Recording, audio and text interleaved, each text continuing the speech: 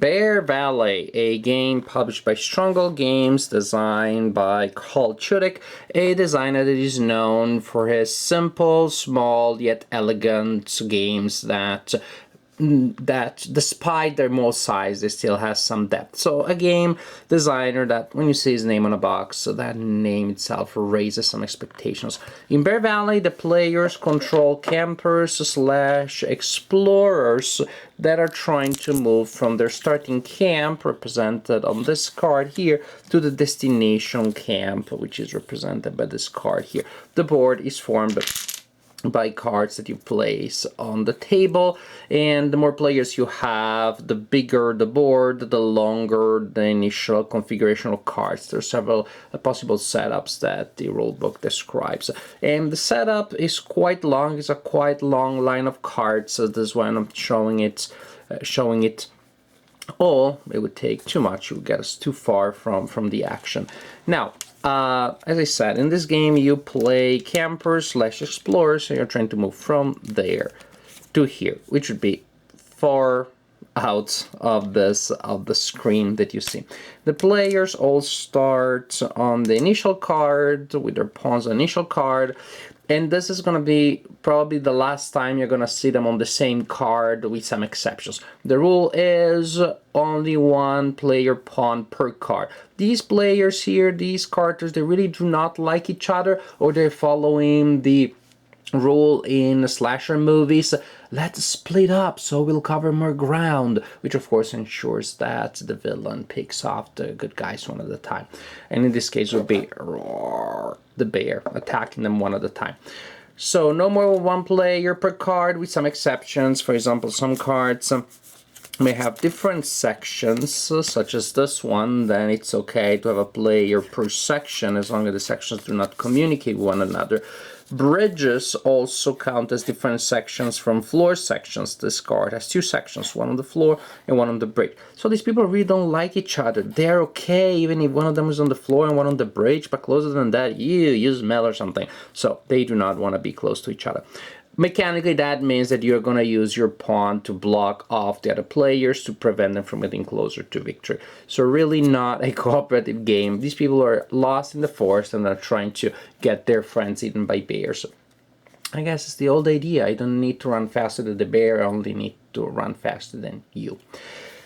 When it is your turn, you're going to explore. You announce the direction in which you want to move from the card where you are, and you indicate that, and you count 1 o'clock. Every time that you explore a card, you need to announce the number. So 1 o'clock, 2 o'clock, 3 o'clock. It is important to keep track of the number of cards that you have moved through in a turn, for reasons that I will explain later.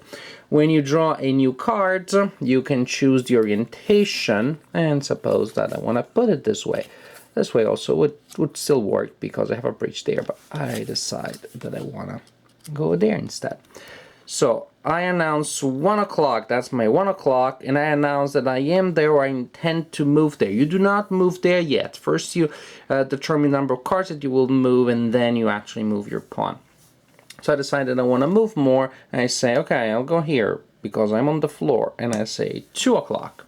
And with 2 o'clock, say I got this card here, so now I'm here at 2 o'clock, and I decide to keep moving. I want to go there.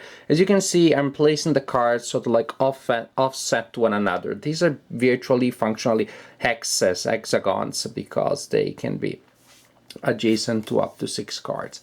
And then let's say that I decide to keep going, and I say 3 o'clock. And this time for 3 o'clock, I get this other card here, and so on and so forth. Or maybe I want to show you another bridge, so outside I'm gonna get this card here, so now I'm on that bridge, and so on and so forth. So you keep moving on the map, announcing the number of cards that you are at. 1 o'clock, 2 o'clock, 3 o'clock. Why this?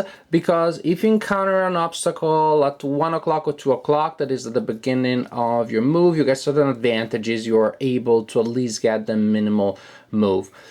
Past 2, when you start getting with 3 o'clock or higher, then you get in a push your luck situation, because if the card that you just drew has a number of exits which is equal to the hour that you're in, 3 exits for 3 o'clock, 4 exits for 4 o'clock, then you get a penalty, you are lost, and so actually you place the card, but you stop without having to, without being able to move. So the longer the trips that you try to take in a single turn, the more chances are that somehow magically you placed a lot of cards on the floor, on the table, discovering a lot of land, but you're not able to get there. So the more you try to explore, the more likely it is that you will not move at all, but also you'll move a lot if you do manage to. Not to stumble on a card that would prevent you from moving.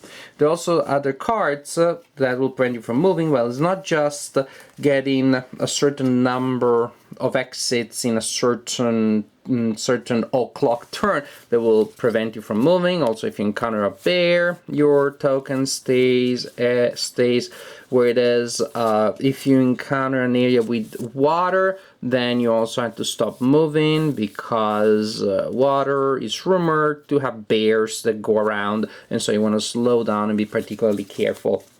There are other types of terrain that work in different ways with other game effects, so that frankly feel sometimes a little bit vaguely fiddly. I'm trying to look for some of those. There's one with the forest, and you're trying to leave a forest. You may end up moving in a random direction. The mountain, when you get up the mountain, you have to stop immediately, because getting down a mountain seems to be much harder than up a mountain. There's the card that I told you that forces you to move randomly. You determine the direction in which you want to exit this wood card normally, but then you draw a card, and if the number of exits on the new card matches the number of stones on one of these paths, then you have to move in that direction rather than your intended one, if that is possible. This is the basic idea. This is the basic game. You move from card to card. The more you try to move a single turn, the more chances there are that you will not move, but it's great if you do manage to move. If you're the first player to reach the destination, you are the winner of the game. This is for the basic game. There's also an advanced game that adds pawns, tokens, special items that are represented by these tokens here that give you special abilities: canoe, flashlight, telescope, rope. You can probably even intuitively just imagine what kind of advantages they give you. The flashlight, for example, allows you to dive into caves, so looking for shortcuts if you find a card that has a cave. Also, in the advanced game, there is gold. Gold allows you to bypass the rule that forces you not to share space with another player. If you have more gold than an opponent, you can move in their space.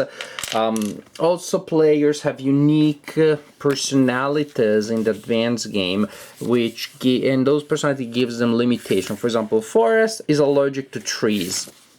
Really? Really? Is he? Is he really?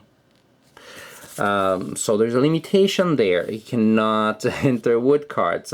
Fuzzy doesn't like bears. He's the only one, I guess. Everybody else is like, I'm gonna see a bear today and share a tea and a nice pastry with the bear. But he's the one that somehow doesn't like them. So there are all sort of limitations that feel very gamey and a little strange sometimes, but they come with, these are minuses that come with a plus. That is, if you do take one of these characters in advanced game, then you have the contingency move that allows you to move in ways that otherwise you wouldn't be able to. In the basic game, sometimes you can't move at all. With the contingency move, you're still able to move, at least in that fashion, at least somewhat. So these are the basic ideas behind the Bear Valley. I don't know if you could tell from my lack of enthusiasm, this is not a game that really excited me much, not a game that I found super interesting.